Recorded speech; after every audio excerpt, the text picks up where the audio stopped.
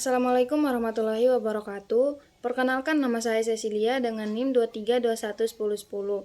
Di sini saya akan membacakan tugas video penjelasan sumber data dan cara pengumpulan. Adapun pokok pembahasan yang akan dibahas yaitu 1. Pengertian data primer dan data sekunder. 2. Ciri-ciri data primer dan data sekunder. 3. Contoh data primer dan data sekunder.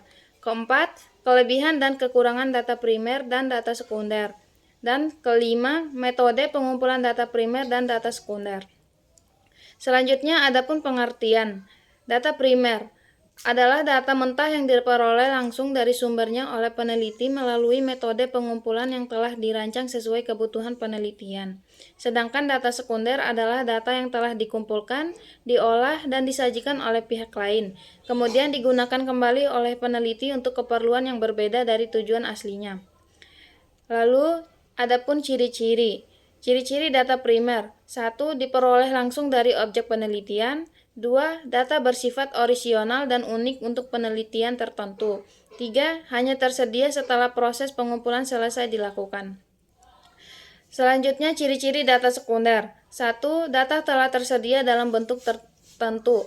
Adapun laporan, buku, artikel, dan lain-lain. Kedua, data biasanya dihasilkan oleh penelitian sendiri. Ketiga, bisa digunakan kapan saja tanpa proses pengumpulan tambahan. Selanjutnya ada contoh. Contoh data primer.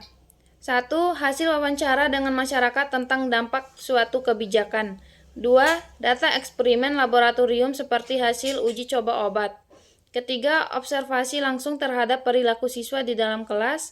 Keempat, melakukan wawancara langsung dengan narasumber untuk memahami suatu permasalahan. Adapun contoh data sekunder.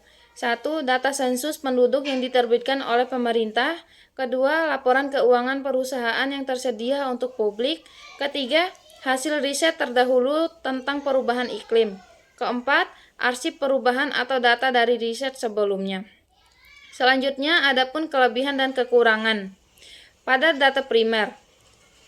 Kelebihan data primer, data lebih relevan dan spesifik terhadap kebutuhan penelitian, relevansi tinggi dengan tujuan penelitian, membagikan data terkini, memungkinkan kontrol kualitas selama pengumpulan data. Adapun kekurangan pada data primer, proses pengumpulan data membutuhkan waktu dan biaya yang besar, membutuhkan keterampilan khusus seperti wawancara atau analisis data, membutuhkan perencanaan yang matang. Dan selanjutnya adapun kelebihan dan kekurangan pada data sekunder.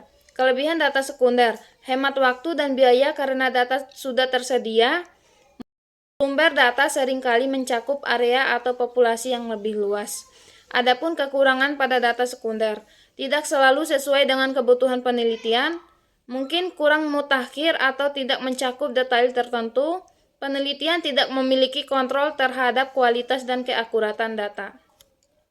Adapun hasil pengumpulan data pada data primer.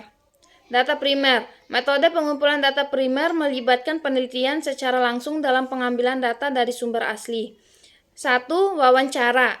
Wawancara dilakukan dengan mengajukan pertanyaan langsung kepada individu atau kelompok untuk mendapatkan informasi secara mendalam. Contohnya, pewawancara bertanya kepada petani tentang tantangan pertanian organik atau teknik bercocok tanam.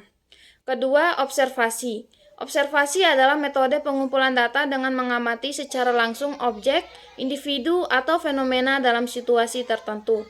Contohnya, peneliti mengamati interaksi siswa di dalam kelas selama pelajaran berlangsung.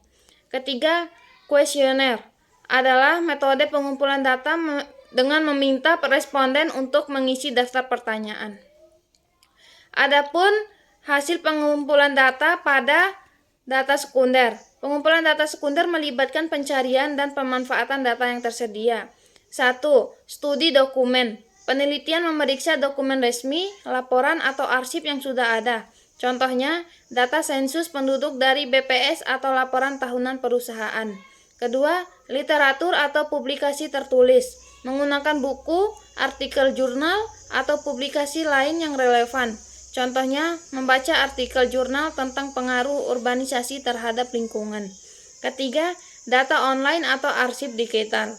Mengakses sumber data dari platform, daring atau atau situs resmi institusi. Contohnya, mengunduh laporan Bank Dunia tentang pertumbuhan ekonomi digital. Baik, lebih dan kurangnya saya mohon maaf. Wabillahi taufik walhidayah. Wassalamualaikum warahmatullahi wabarakatuh. Terima kasih.